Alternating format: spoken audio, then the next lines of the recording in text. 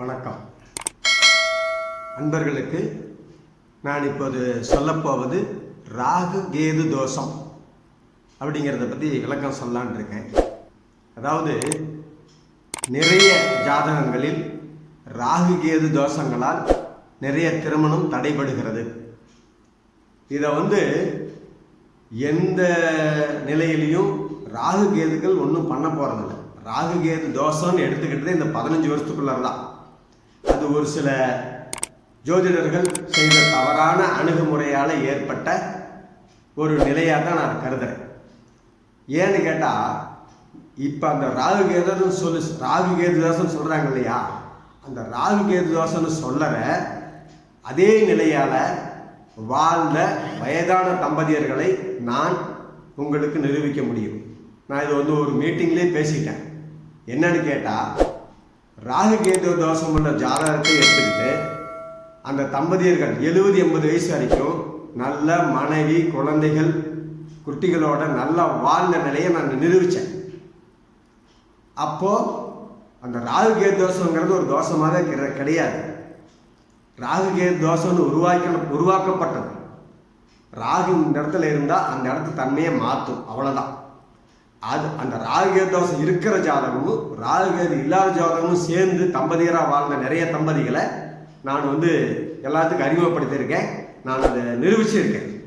சந்தர்ப்பம் கிடைச்சா இந்த சேனலில் நான் அறிமுகப்படுத்துகிறேன் உங்களுக்கு. இப்போ இது என்னன்னு கேட்டால், நிறைய பேர் ராகுகேது தோஷம்னு சொல்லி தனக்கு வரப்போகிற கலஸ்தர துணையை வரவிடாமல் பண்ணிக்கிறாங்க. ஆகையால ஒரு சில ஜோதிடர்கள் செய்யும் தவறான ஆராய்ச்சி முறை, அது ராகுகேது தோஷம் எடுத்துக்கக்கூடாது. நானே சொல்லிட்டேன், ராகுகேது தோஷம்னு இருந்ததை நான் ராகுகேது தோஷம் இல்லாத தம்பதியரையும் ராகுகேது இருக்கிற ஜாதகத்தையும் ராகுகேது தோஷம் இல்லாத ஜாதகத்தையும் சேர்த்து வச்சு அந்த தம்பதியர்கள் நல்லா வாழ்ந்ததை நான் நிரூபிச்சே இருக்கேன். இன்னும் இருக்காங்க. நான் ஒரு 10-12 ஜாதகத்தை இதுக்காக ரெடி பண்ணி அவங்கள பார்த்து ஆராய்ச்சி பண்ணி அவங்கள பேட்டி கண்டிருக்கேன். நான் ஒரு நாளைக்கு அதே சந்தர்ப்பம் கிடைக்கும் போது அந்த பேட்டி அதில் உங்களுக்கு போட போகிறேன். அன்பர்கள் எல்லாரும் அதை நல்லா பயன்படுத்திங்க. ராகுகேது தோஷம் தோஷமே அல்ல. செவ்வாய் தோஷத்தை வேணாலும் தோஷமாக எடுத்துக்கொள்ளலாம். அதுக்கு தகுந்த மாதிரி மனைவி கலஸ்தர ஸ்தானத்தை அமைக்கணும். பெண்ணுக்கு செவ்வாய் தான் கலஸ்தர காரணமாக வர்றதுனால அதை எடுத்துக்கலாம். ஆணுக்கு சுக்கிரன், பெண்ணுக்கு செவ்வாய், அது எடுத்துக்கலாம். ஆனால் அந்த ராகுகேது தோஷம் எடுத்துக்கிட்டு எந்த நபரும் தன்னுடைய கலஸ்தரத்தை தள்ளி போட வேண்டாம், திருமண வாழ்க்கையை தள்ளி போட வேண்டாம். ஆண் ஜாதகமாக இருந்தாலும் சரி, பெண் ஜாதகமாக இருந்தாலும் சரி, ராகுகேது தோஷத்தை தோஷமாக செய்து எடுத்துக்கொண்டு யாரும் திருமணத்தை தவிர்க்க வேண்டாம். இதுதான் என்னோட முடிவு. இதை நீங்கள் நல்ல ஆராய்ச்சி பண்ணி பாருங்கள்.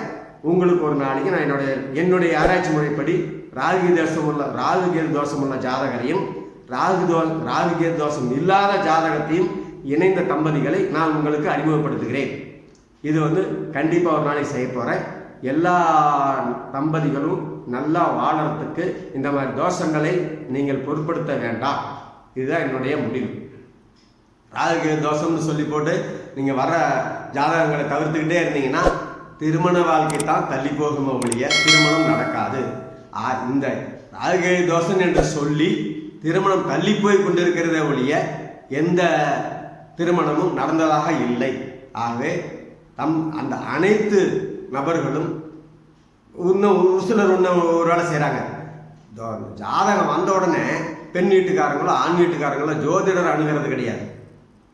என்ன பண்ணுறாங்க, அவங்களே பார்த்துக்கிட்டு இது ராகு தோஷம் இருக்குது, இது 6ஆம் இடத்த அதிபதியாக இருக்குது, இது 8ஆம் இடத்த அதிபதியாக இருக்குது, இது பொருத்தம் வருது, ஆனால் இந்த மாதிரி இருக்குது அப்படின்னு சொல்லி போட்டு அதையும் தள்ளி போடுறாங்க. இதையும் யோசனை பண்ணி நீங்கள் தான் சரி பண்ணிக்கணும். இதை எதுக்கு தெரியப்படுத்துகிறேன்னா, நிறைய திருமணங்கள், நிறைய பெண்களோ பெண் அந்த கல்யாணமாகாத பெண்கள் இருக்காங்க, நிறைய கல்யாணம் ஆகாத ஆண்கள் இருக்கிறாங்க. 32 வயசு, 33 வயசு, 34 வயசு. இதெல்லாம் காரணம் இந்த மாதிரி ஜாதக நிலையை முழுதாக அறிந்து கொள்ளாமல் பார்க்கும் வகையால் திருமணங்கள் தள்ளி போகிறது. அதனால் அனைவரும் யோசனை செய்து அதாவது ஒரு குடும்பத்தில் முக்கியமானதே கன்னிகா தானம்.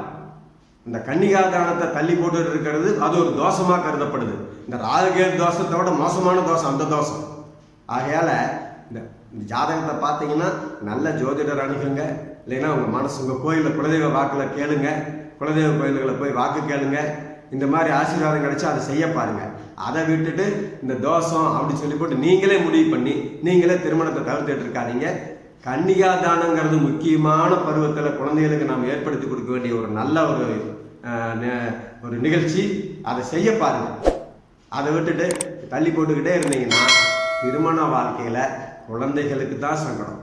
நீங்கள் இந்த மாதிரி பார்த்துக்கிட்டே தேடிக்கிட்டே இருக்க வேண்டியதுதான். கன்னிகா தானம் தள்ளி போட தோஷம் அதிகமாகும். இதுதான் என்னுடைய முடிவு. அன்பர்களுக்கு வணக்கம். நன்றி.